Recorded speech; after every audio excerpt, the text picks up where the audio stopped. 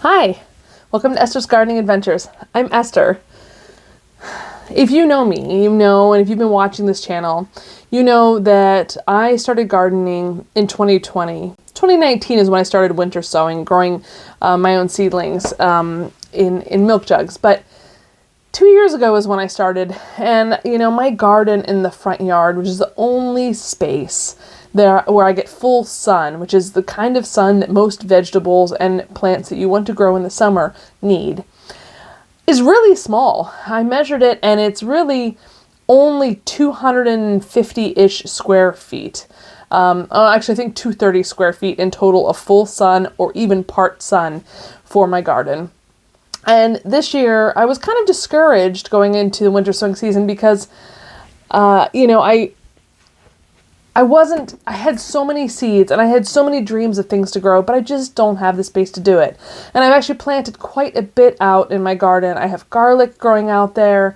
I have a lot of perennial flowers. I'm wanting to do more native flowers. And so just the amount of space to have for vegetables for my summer garden is small. So guess what I did? I have rented a 25 by 30 foot community garden plot run by the county, about 5 to 10 minute drive from here, depending on what time of day I'm driving. And I am so excited because what this means is that, one, we get to learn together how to start a new garden. I get to show you what I've learned, and this will be my first time growing things mostly in ground instead of having raised beds. Also, I get to grow so many more things, you guys. I get to grow, there's all kinds of things that I just don't have the space for in this small garden. Potatoes, peanuts, all kinds of herbs that I've wanted to grow, a variety of flowers. I might even try cucumbers and squash, which I swore I wouldn't do this year because of that tiny garden. But I figured there'll be bugs eating other plants and other gardens in that space, so maybe my plants will survive. So I have so many exciting plans for using this garden. Now, I will not have access to get in there, and boy am I itching to get in there. I will not have access to get in there until March 1. But that's fine, because in the meantime I can continue to winter sow. In fact, mid to late February is when I do a lot of my winter sowing. And if it's your first time hearing about winter sowing, it's how you grow seedlings outdoors using things like milk jugs instead of indoors under grow lights for your spring and summer garden. It also means I'm going to be able to grow more of one type. Hopefully this year I will be able to grow enough tomatoes to be able to can some of them, make some tomato sauce. And I would love to be able to make, even just a dozen jars. It's about a pound each you need of green beans to make one jar of dilly beans, which is dill pickled beans. My grandma used to make them. They're my favorite thing to eat. They're one of my favorite snacks, and they're just so reminiscent of my childhood. And so I want to be able to start really getting my this garden space, this 25 by 30 plot, will give me the ability, hopefully if everything goes well, to be able to grow the things that I've really wanted to be able to do more of a urban homesteading lifestyle, to be able to start preserving things, saving things, canning things, in addition to eating it fresh in the summer. And yes, I know it's going to be a lot of work. So to give you context, I'm going from about 230 square feet to a cumulative, I think it's 986 square feet.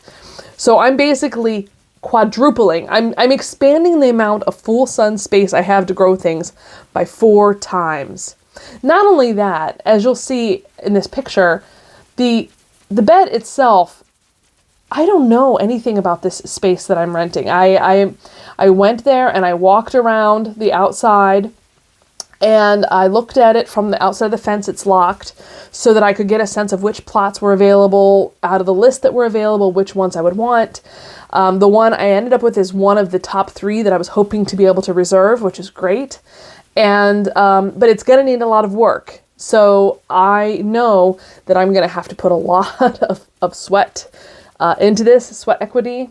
And let me show you right now what I'm doing to planning to haul water there, because that's going to be a real challenge for this space. I am also planning for this bigger bed to grow things that can handle a little bit less watering. So more peppers, things like that. But yeah, I'm so excited, and I can't wait to take you on this adventure, because I think this is going to give me the opportunity to show you more, to share more, to learn more, and for us all to become more self-sustaining together through this learning experience. So stick around. I'm going to start doing videos very soon on what I'm growing this year for winter sowing.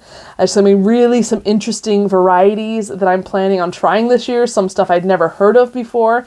And yeah, I am really looking forward to this year. I have to tell you, I was a little bit sad going into this year having such a small space, and now the world is my oyster. All right, thank you so much for watching. If you enjoyed this video, please hit the like button. Make sure you're subscribed and have your alerts turned on so you get a heads up when I post more content about this great new space. And otherwise, I'll see you next time.